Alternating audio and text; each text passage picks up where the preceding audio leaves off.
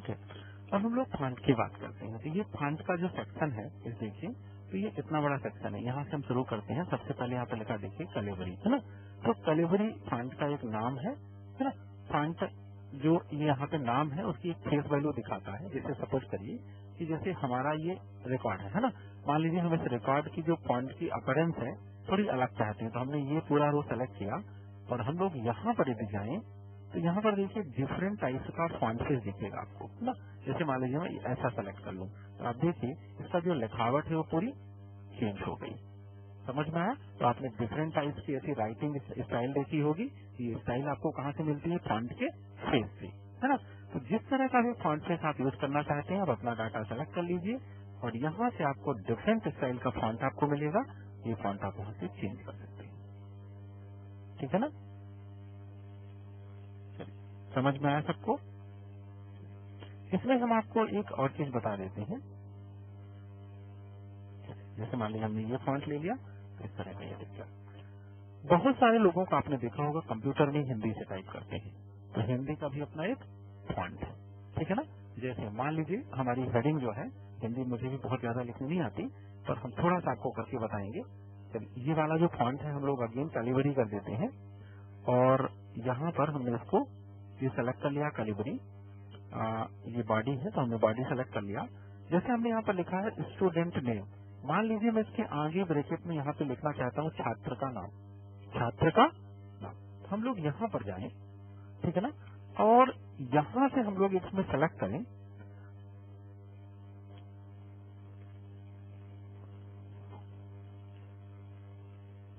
ये हमने लिखा, ये इंग्लिश में लिखा है, मैं इसको हिंदी में करने जा रहा हूँ, तो आप देखिएगा।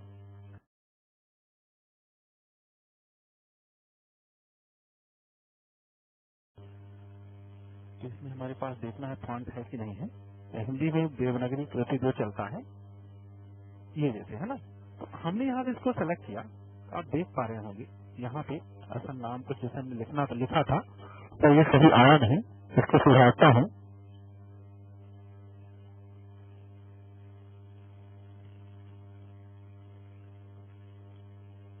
आ गया क्या? चलिए मैं इसको थोड़ा सा जूम करता हूँ, आपको पता चलेगा। नाथ हो गया, है ना। मुझे नाम चाहिए, हम लोग यहाँ पर क्लिक करें।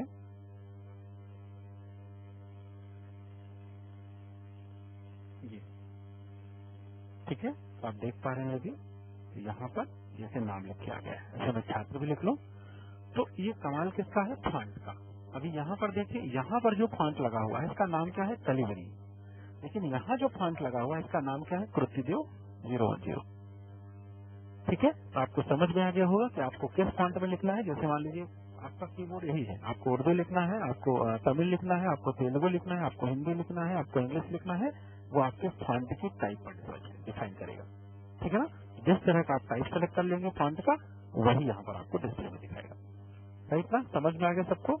अभी इसी को यदि हम लोग इंग्लिश में कन्वर्ट कर दें, जैसे ये नाम हिंदी में लिखा हुआ है, यदि हम लोग इसको इंग्लिश फॉन्ट में मान लीजिए कैलिबरी पर ही लेके चले, तो आप ये देखेंगे, जैसे मान लीजिए मैं इसको कृतिका में ले लूं, तो ये ऐसे दिखेगा, यू के ई लिखा हुआ है। एक्चुअल में यू से ना आता है, के से बड़ा की मात्रा आती है और ई से माँ आता है हिंदी में, ठीक है ना। तो इसको रिवर्स यदि हम लोग हिंदी में कन्वर्ट कर दें,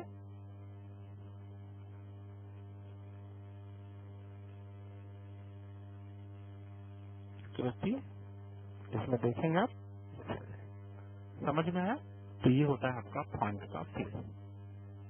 चलिए हम लोग इसको अपने ओरिजिनल साइज पर ले आते हैं। 11 साइज है कि आपको कितना बड़ा और कितना छोटा दिखाना है। जैसे मान लीजिए ये पूरा फॉन्ट आपको बड़ा करना है तो आप यहाँ सेलेक्ट कर लीजिए पूरी सीट और यहाँ पर जाके आप इसकी साइज को बढ़ा सकते हैं। ये देखिए ओवरऑल पूरी सीट का फॉन्ट साइज बढ़ गया है। आपको कम करना है तो आप यहीं से इसको कम कर सकते हैं। जो साइज आपको चाहिए वो लगा दीजिए। ठीक उसके बगल में आप देखें तो यहाँ पे अलग से फॉन्ट की साइज को ग्रो करने और फॉन्ट की साइज को श्रिंक करने के लिए अलग अलग कमांड दी हुई है।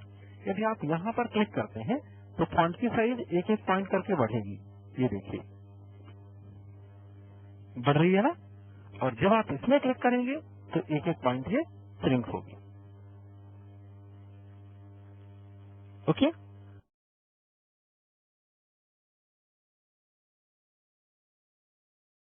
ये समझ में आ गया होगा लोगों को। अब हम लोग यहाँ पर बात करते हैं, फॉन्ट की अपनी कुछ स्टाइल होती है।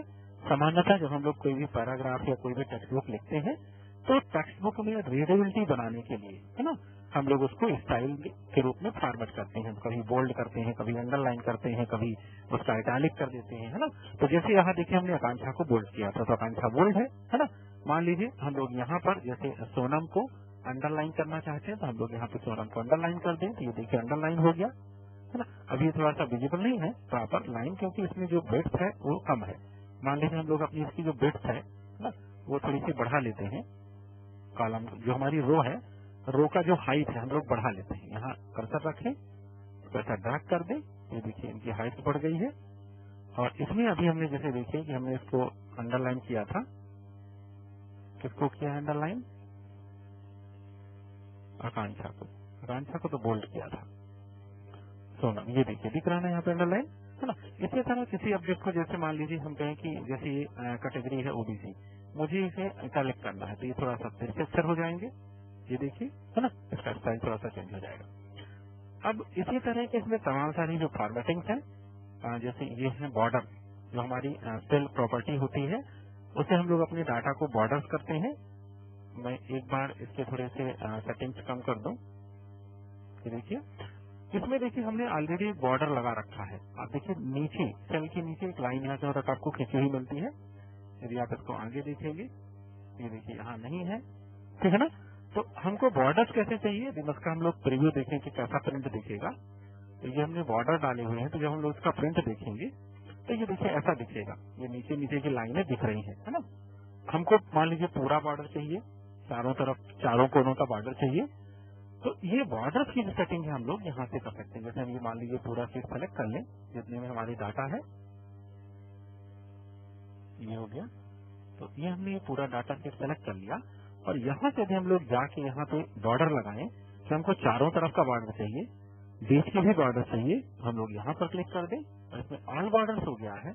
और अब आप इसका प्रीव्यू देखेंगे तो आपको जो है पूरे बॉर्डर दिखेंगे। ये देखिए इधर का चारों सेल के चारों तरफ आपको बॉर्डर मिलेगा, ठीक है ना। तो आपको अपने पर्टिकुलर डाटा में बॉर्डर कहाँ चाहिए कहाँ नहीं चाहिए, उसकी पूरी सेटिंग्स आप जो है तो यहाँ से कर सकते हैं। जैसे मान लीजिए पूरा बॉर्डर हटा दो, मुझे बॉर्डर चाहिए ही नहीं कहीं पे भी, तो यहाँ पर हमको एक ऑप्शन मिलेगा नो बॉर्डर, मैं इसमें क्लिक कर दूं तो ये देखिए पूरा बॉर्डर हट चुका है। और अभी यदि हम लोग इसके प्रिंट के प्रीव्यू में चले तो हमको यहाँ पर कोई भी बॉर्डर दिखाई नहीं देगा। समझ में आया? चलिए हम लोग आगे बढ़ते हैं। बॉर्डर के ठीक बगल में एक बटन आपको दी हुई है, जिसमें इसको हम लोग बोलते हैं फिल कलर। ये एक्चुअल में हमारा जो सेल है, सेल का जो बैकग्राउंड होता है, उस बैकग्राउंड के ऊपर यदि आपको एक पर्टिकुलर कलर चाहिए तो आप फिल कलर का उपयोग कर लेते हैं, और यदि आपको टेक्स्ट का कलर चाहिए तो आप उसका फॉन्ट कलर यूज कर लेते हैं। आप देखिए जैसे मान लीजिए कि सपोज करिए हमारे पास इस रिकॉर्ड में मैं कहूँ जहाँ जहाँ भी ओबीसी लिखा है ना, मुझे उसके पीछे पर्टिकुलर बैकग्राउंड कलर चाहिए, है ना। तो मैंने ओबीसी में कर्सर रखा और मैंने यहाँ पर जाकर के इसमें क्लिक किया येलो, ठीक है ना। तो जहाँ जहाँ मैंने इसे क्लिक किया वहाँ आप देखेंगे उसके पीछे जो है एक पर्टिकुलर फिल कलर आ जाएगा, ठीक है। हम उसे एक साथ भी सेलेक्ट करके कर सकते थे, मैं इसको अलग अलग कर रहा हूँ। ये आपको समझ में आ गया होगा इसकी जरूरत क्या है फिल कलर की, ठीक है ना। इसके बाद हमारा होता है फॉन्ट कलर, ठीक है ना। तो फॉन्ट कलर का मतलब जो हमने टेक्स्ट लिखा है, जैसे यहाँ रेड है देखिए इनका रेड कलर है ना। तो ऐसे मान लीजिए हम लोग एक फॉन्ट कलर चाहते हैं।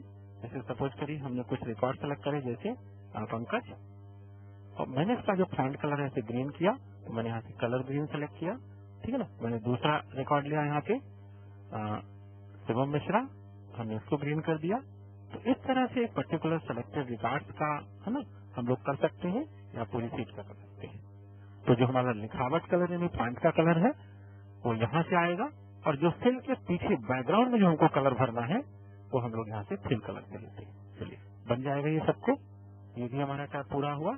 अच्छा, इसमें आप ये भी देखेंगे कि लगभग जहाँ एडिशनल प्रॉपर्टी रहती है वहाँ इस तरह ग्रुप में एक अलग से आइकन रहता है। जैसे बहुत सारी हो सकता है, अभी प्रॉपर्टी यहाँ दिखाई नहीं दे रही है आपको, इसके अलावा भी कुछ प्रॉपर्टीज होती हैं। तो आप यहाँ क्लिक करिए तो इसकी एडिशनल प्रॉपर्टी आ जाएगी, ठीक है ना।